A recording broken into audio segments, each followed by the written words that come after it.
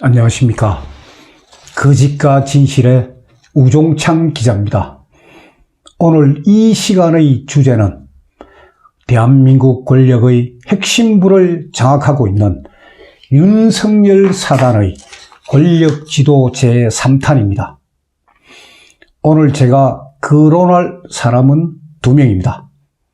한 사람은 서울중앙지검 3차장 검사 한동훈이고, 또 한 사람은 더불어민주당 의원 박주민입니다. 검사 한동훈은 현재 진행 중인 사법행정권 남용 의혹 사건의 수사팀장입니다. 양성태 전 대법원장에게 검찰에 나와서 조사를 받으라고 강요하는 바로 그 검사입니다.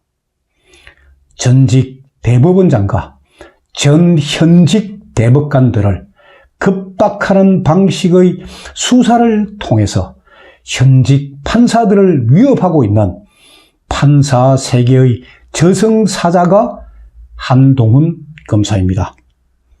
그러면 박주민 의원은 누굴까요?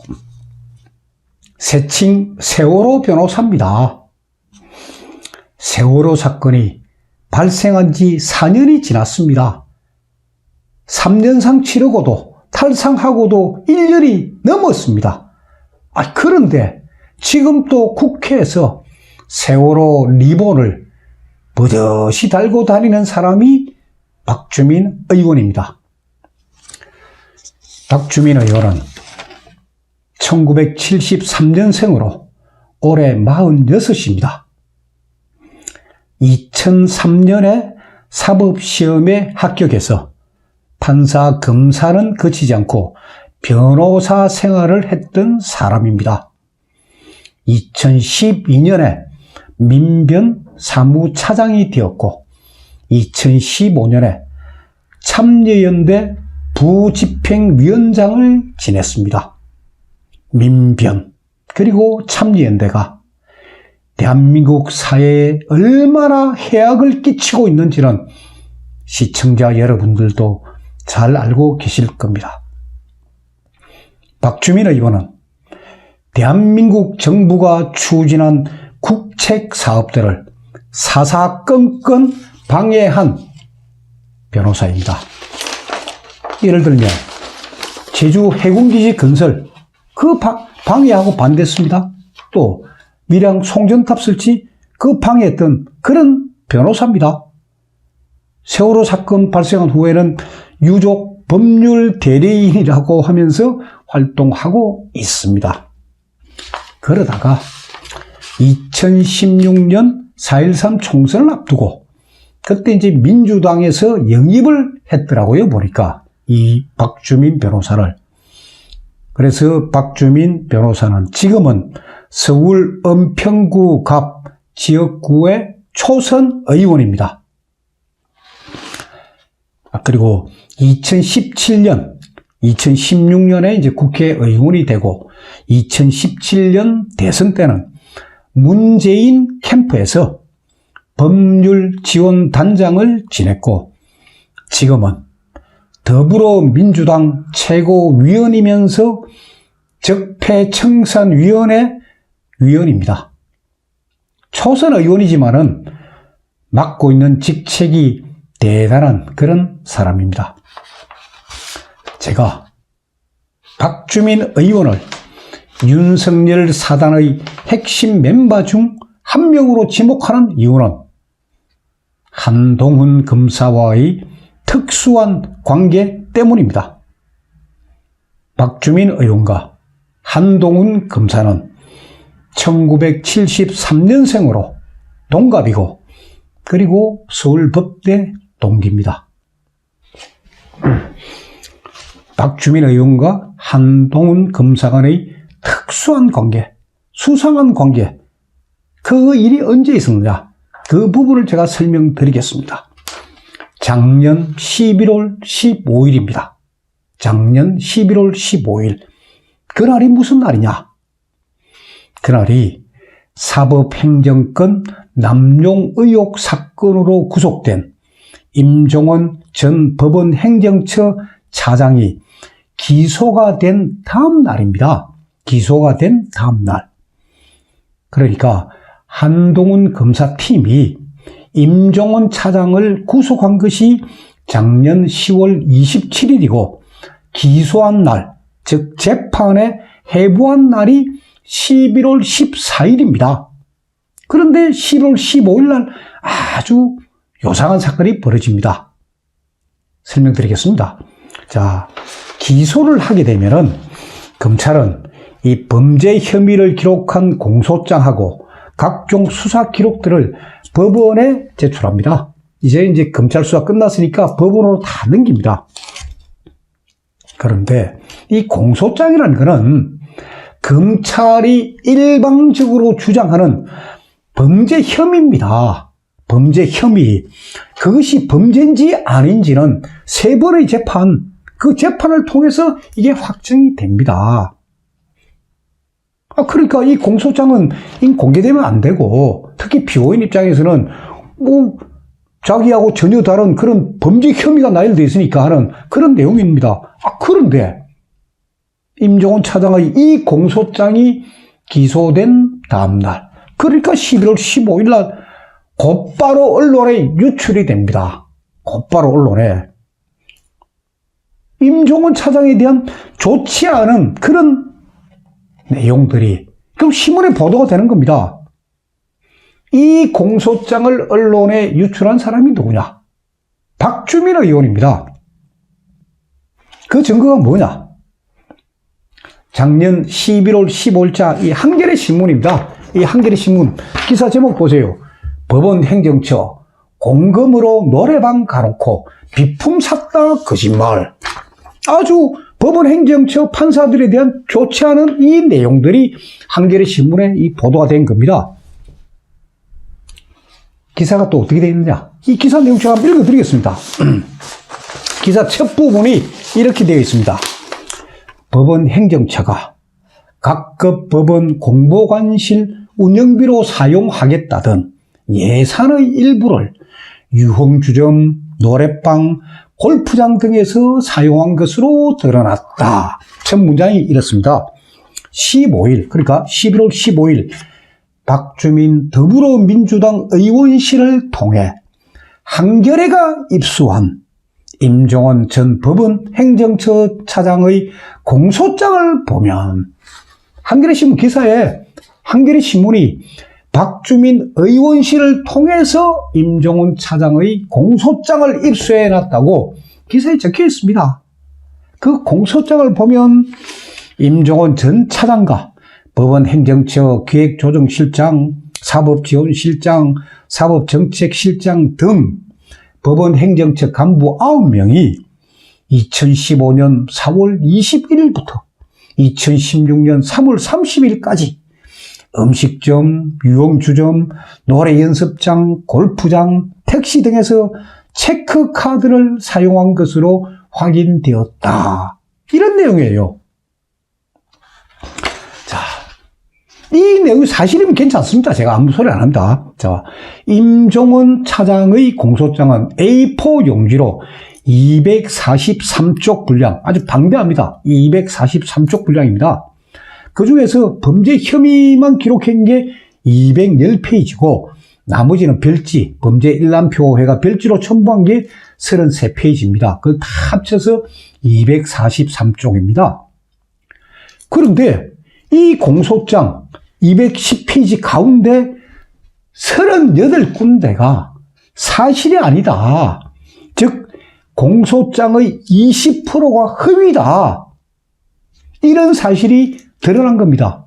누가 지적했느냐? 임종원 차장 재판부에서 지적한 겁니다. 임종원 차장을 지금 재판하고 있는 서울중앙지방법원 형사합의 36부에서 임종원 차장에 대한 첫 재판에서 아니 검찰에서 내린 공소장 사실관계 틀리고 뭐 여러 가지 잘못했다. 38군데가 잘못했다.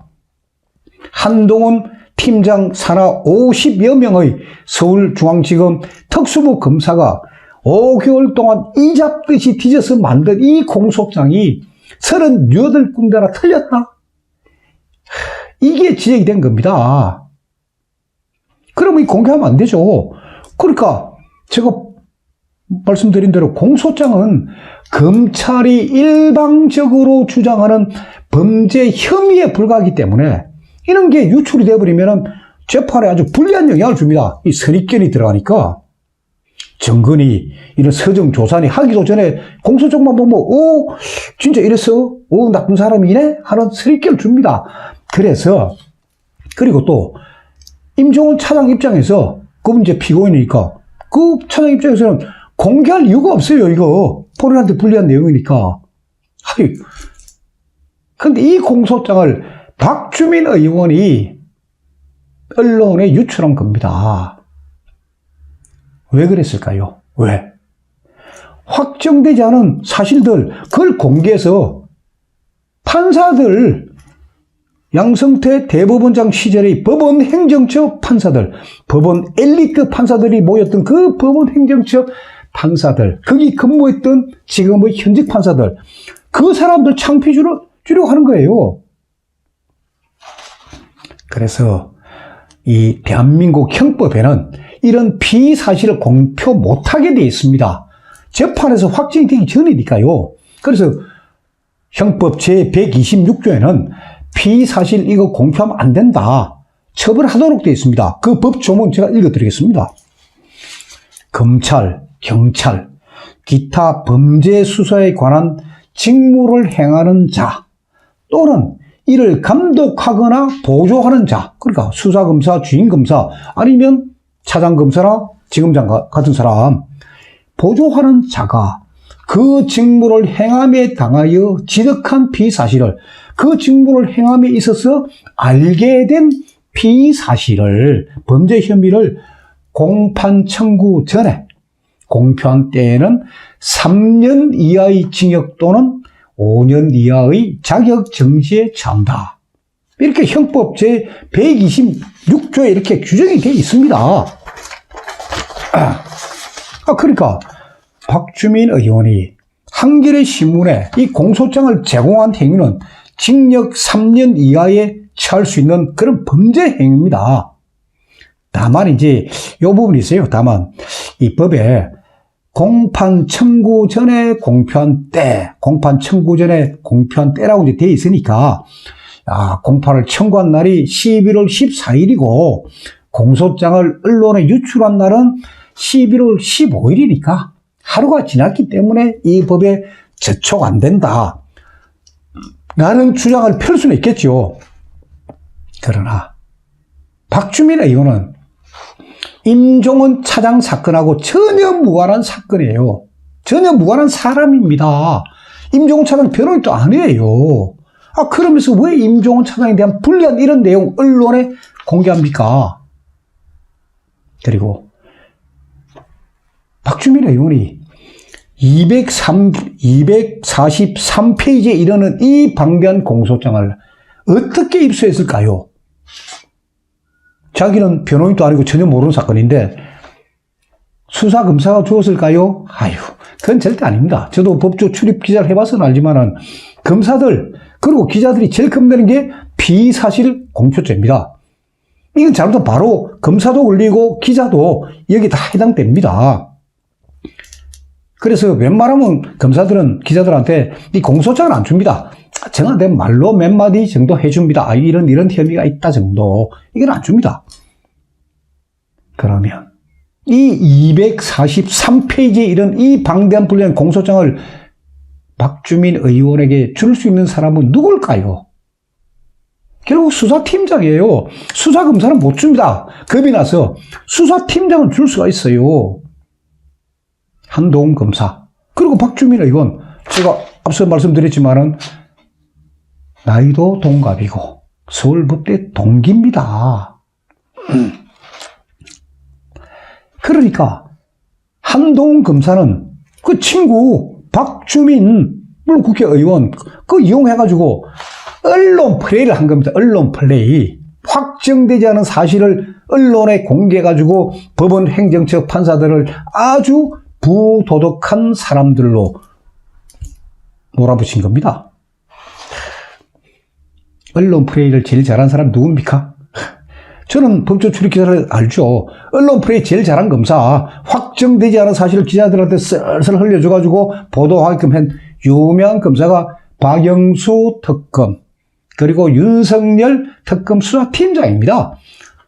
그 두 사람 대검 중수부에 근무할 때 자기네들이 수사한 내용을 아직 확정도 안 됐는데 일단 국민들한테 허위 사실을 알려줘가지고 자기네들은 수사 잘했냐, 그런 언론 플레이를 아주 기막히게 했던 사람들입니다. 그러니까 윤석열 사단에 속하는 그 일부 검사들이 결국 그 선배인 박영수, 윤석열, 그 선배한테 배운 대로 언론 플레이를 통해 가지고 대한민국의 허위 사실을 유포하고 또 이를 통해 가지고 대한민국을 자기들이 원하는 세상으로 지금 바꾸려고 하고 있는 겁니다. 일간지나 지상파나 공중파나 어느 한 군데라도 이걸 지적을 해서 막아야죠.